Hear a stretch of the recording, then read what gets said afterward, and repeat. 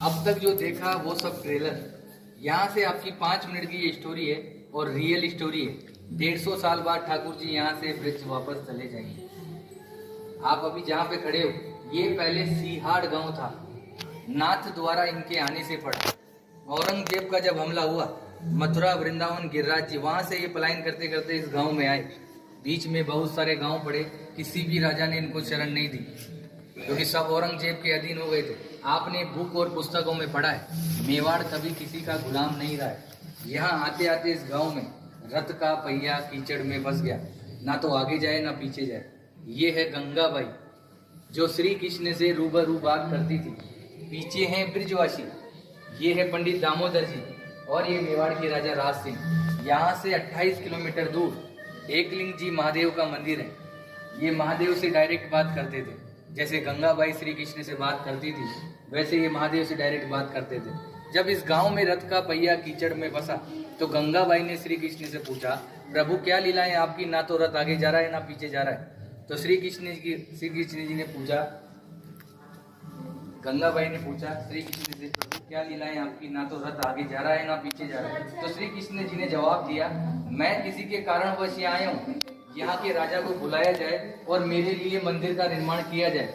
गंगाबाई ने ये बात पंडित दामोदर जी को बताई और पंडित दामोदर जी ने मेवाड़ के राजा राज सिंह को बुलाया और कहा कि हमारे प्रभु पधारे हैं, क्या इनको शरण मिल सकती है। तो राजा राज सिंह ने जवाब दिया, मैं मेरे गुरु आराध्य से पूछता हूँ, अगर वो इजाजत देंगे तो मैं मंदिर का निर्माण करवाऊंगा। ये महादेव के पास गए और बोला, प्रभु आपके मित्र और सखा पधारे हैं, क्या इनको शरण मिल सकती है। तो भोलेनाथ ने एक सुंदर सा जवाब दिया, मेवाड़ की जनता अगर इसके नखरे उठा ले तो ही इसी को रोकना है, अन्यथा जाने देना है, क्योंकि ये अलग अलग श्रृंगार करता है, 8 समय की झांकियां लेता है और अलग अलग भोग लेता है। घूम फिर के ये बात गंगाबाई के पास आई और गंगाबाई ने श्री कृष्ण को बताया, प्रभु आपके लिए तो महादेव ऐसा ऐसा बोल रहे हैं। तो इन्होंने भी एक सुंदर सा जवाब दिया, वो है भोला, नाम से भी बोला है, काम से भी बोला है। उसको तो 2 रुपए की राख लगाकर बैठा दो तो बैठा रहेगा, मगर मेरे नखरे वो जानता है। मैं मेवाड़ की जनता को वचन देता हूँ, मैं यहाँ का जल भी ग्रहण नहीं करूंगा।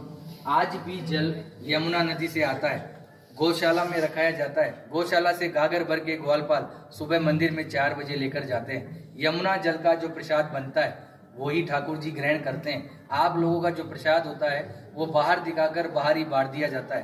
कहते हैं किसी के कारणवश है, मीराबाई की कजन सिस्टर अजब कंवर बाई साहब इनके साथ पासे खेलती थी।